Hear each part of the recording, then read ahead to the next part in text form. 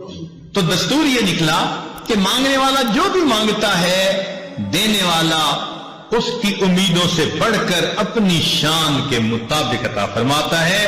وہ دینے والا بڑا کریم ہے.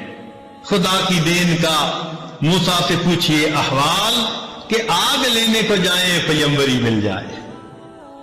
ہم کو شکوہ ہے ہمارا مدعا ملتا نہیں، دینے والے کو گلا ہے کہ گدا ملتا نہیں. غفلت شعاری دیکھ کر بندے کی کہتا ہے کریم، دینے والا دے کسے دستے دعا ملتا نہیں. مانگنے والا ہاتھ ہو اور دل ہو تو پھر اللہ کیوں نہ عطا فرمائیں گے؟ وہ تو بلکہ دے کے خوش ہوتے ہیں. اس لیے ہمیں چاہیے کہ ہم اللہ کے حضور اللہ سے خوب نعمتیں مانگیں. ہمارے جانے میں دیر ہے، اس کی عطا میں دیر نہیں ہے. ہم تو مائل بکرم ہیں، کوئی سائل ہی نہیں. راہ دکھلائیں کسے راہ رو منزل ہی نہیں. طور تو موجود ہے موسیٰ ہی نہیں. جب رات مانگنے کا وقت ہوتا ہے، عام دنوں میں تہجد کے وقت فجر کے وقت آنکھ ہی نہیں کھلتی. کس قدر تم پہ گراں صبح کی بیداری ہے، ہم سے کب پیار ہے ہاں نیند تمہیں پیاری. تو اس لیے ہم اللہ تعالیٰ سے اگر اس قبولیت دعا کے وقت میں مانگیں، حدیث پاک میں آتا ہے کہ تہجد کے وقت ایک فرشتہ کہتا ہے حل من سائل فاعطی له، ہے کوئی سوال کرنے والا کہ جس کے سوال کو پورا کر دیا جائے.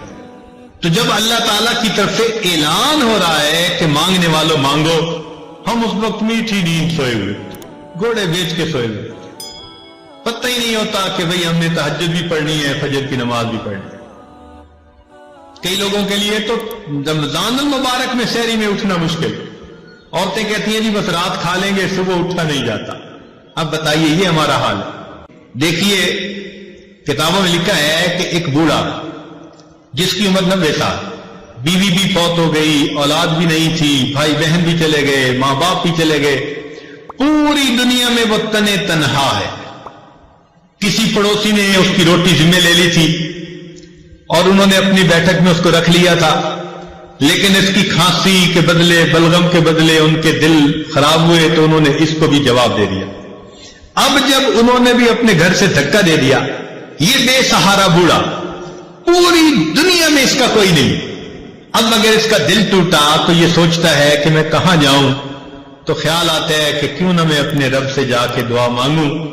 تو یہ بوڑھا ہانپتا ہوا کانپتا ہوا لاٹھی پکڑے، جھکی ہوئی کمر ہے، آنکھوں پہ اینک لگی ہوئی ہے، منہ میں دانت نہیں، پیٹ میں آنت نہیں، طاقت نہیں. اب اس وقت اگر یہ اللہ کے گھر کی طرف آہستہ آہستہ چل رہا ہے تو اللہ رب العزت اس باغی بوڑھے سے یہ نہیں پوچھتے تو نے اپنی جوانی کہاں ضائع کی، تیرا جمال کہاں گیا، تیرا مال کہاں گیا، اب تجھے میرا در یاد آیا. اللہ تعالیٰ اس باغی بوڑھے سے بھی شکوے نہیں فرماتے. اگر وہ اپنی موت سے پہلے زندگی میں اللہ کے در پر چل کر آتا ہے، اللہ تعالیٰ فرماتے ہیں کہ اگر وہ ایک بالش چلتا ہے میری رحمت 2 بالش چلتی ہے. وَإِنْ أَتَانِي يَمْشِي أَتَيْتُهُ هَرْوَلًا، اگر وہ میری طرف چل کے آتا ہے میری رحمت اس کی طرف دوڑ کے جا رہی ہوتی. تو جو پروردگار اتنا کریم ہے، کیوں نہ ہم اس کے در پہ جا کے اپنے آنے والی زندگی کے اچھے فیصلے مانگیں، اپنے اچھے نصیبے کی دعا مانگیں. اللہ رب العزت فرماتے ہیں وَأَمَّا السَّائِلَ فَلَا تَنْهَرْ، اور سوالی کو انکار نہ کرو. اب سوچنے کی بات ہے، جب ہم جیسے کمزوروں کو اللہ حکم دیتے ہیں کہ تم سوالی کو جھڑکی نہ دو، روکو نہیں، تم سوالی کو انکار نہ کرو، تو اگر کوئی بندہ اس پروردگار کے در پر سوالی بن کر کھڑا ہوگا اور بیٹھے گا، اللہ تعالیٰ اپنے اس بندے کو کیسے انکار فرمائیں گے؟ یقیناً مانگنے کی کمی ہوتی ہے، دینے والے کی دین میں تو کوئی کمی نہیں، وہ تو دے کے خوش ہوتا ہے. بلکہ فرماتا ہے کہ وَقَالَ رَبُّكُمُ ادْعُونِي أَسْتَجِبْ لَكُمْ، تمہارے رب نے یہ فرمایا تم دعا مانگو میں قبول کروں گا. اللہ کا کلام بھی سچا اور اللہ تعالیٰ بھی سچے ہیں، لہذا ہم پکے یقین کے ساتھ اللہ تعالیٰ سے دعائیں مانگیں. اللہ تعالیٰ ہماری پریشانیوں کو دور کر دے اور اللہ تعالیٰ ہمیں در در کے دھکے کھانے سے بچا لے. میرے دوستوں اور میری عزیز بہنوں، آج اس وقت امت مسلمہ اتنی پریشان ہے کہ یوں لگتا ہے کہ تسبیح ٹوٹی اور جس طرح دانے اوپر سے گرتے ہیں اس طرح امت مسلمہ پر پریشانیاں آ رہی ہیں، گر رہی ہیں، ہر طرف ذلت ہے، ہر طرف پریشانی ہے۔ اے خاصہ خاصان رسول وقت دعا ہے، امت پہ تیری آ کے عجب وقت پڑا ہے، یہ دعا مانگنے کا وقت ہے۔ تو یہ عاجز گزارش کرتا ہے اجتماعی طور پر بھی دعائیں مانگے اور گھروں میں تہجد کے اوقات میں انفرادی طور پر بھی دعائیں مانگے۔ اللہ تعالیٰ مصیبت کی یہ گھڑیاں دور کر دے اور امت مسلمہ کو عزت رفتہ نصیب فرما دے، اور اللہ تعالیٰ ہمیں در در کے دھکے کھانے سے بچا لے۔ یاد رکھیے کہ دنیا میں تو ایک در بند ہوا، دوسرا کھل جائے گا، اس لیے کہ اس کا نعم البدل دنیا میں موجود ہوتا ہے۔ اللہ کا دروازہ وہ دروازہ ہے جس کے لیے یہ بند ہو جائے اس کے لیے کوئی دوسرا بدل موجود نہیں ہوتا۔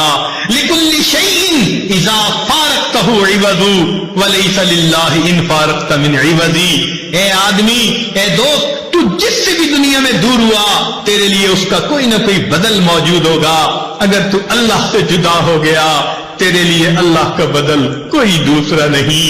اس لیے ہم اس در سے مانگنا سیکھیں، اے اللہ ہمیں در در کے دھکے کھانے سے بچا لینا، اور ہم کسی مخلوق کے دروازے پہ جانا بھی نہیں چاہتے، آپ ہی کے سامنے دامن پھیلانا چاہتے ہیں، آپ ہی سے مانگنا چاہتے ہیں۔ اے اللہ ہمیں عطا فرما دیجئے۔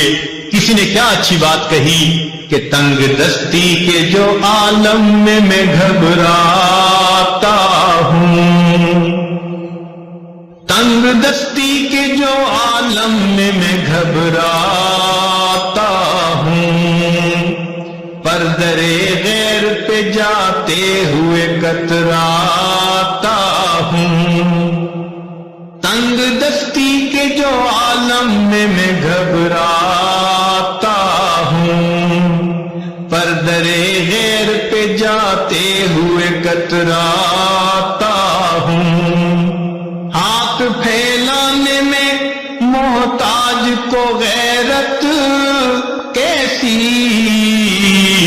شرم آتی ہے کہ بندہ تیرا کہلاتا ہوں۔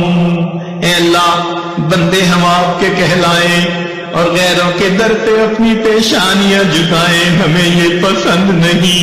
اللہ جس طرح آپ نے ہماری پیشانیوں کو غیر کے سامنے جھکنے سے روک لیا، ہمارے ہاتھوں کو بھی غیر کے سامنے پھیلنے سے روک لیجئے، اپنے ہی در سے عطا فرما دیجئے۔ اس وقت وہ وقت ہے جبکہ پوری دنیا مسلمانوں کو الگ کرنے پہ تل چکی ہے۔ اللہ سے دعا مانگیے، اے اللہ سب نے ساتھ چھوڑ دیا، اب کہیں ہماری بدعمالیوں کی وجہ سے آپ بھی ہمیں ساتھ سے جدا نہ کر دیں، اپنے سے دور نہ کر دیں۔ اللہ ہم آپ سے ہٹنا نہیں چاہتے، کٹنا نہیں چاہتے، ہمیں جڑے رہنے دینا اور موت تک اللہ اسی کے اوپر ڈٹے رہنے دینا۔ دعا ہے اللہ تعالیٰ اس بچے کو جس نے قرآن مجید حفظ کیا، قرآن مجید کا قاری اور حافظ بنا، اللہ اسے عالم قرآن بنائے، اللہ اسے عامل قرآن بنائے، ناشر قرآن بنائے، داعی قرآن بنائے، اللہ تعالیٰ اس کو عاشق قرآن بنائے، ماں باپ کی آنکھوں کی ٹھنڈک بنائے، اور ہم عاجز مسکین جو اس اچھی خوشی کے موقع پر یہاں حاضر ہو گئے، اللہ تعالیٰ ہماری حاضری کو قبول فرمائے۔ وآخر دعوانا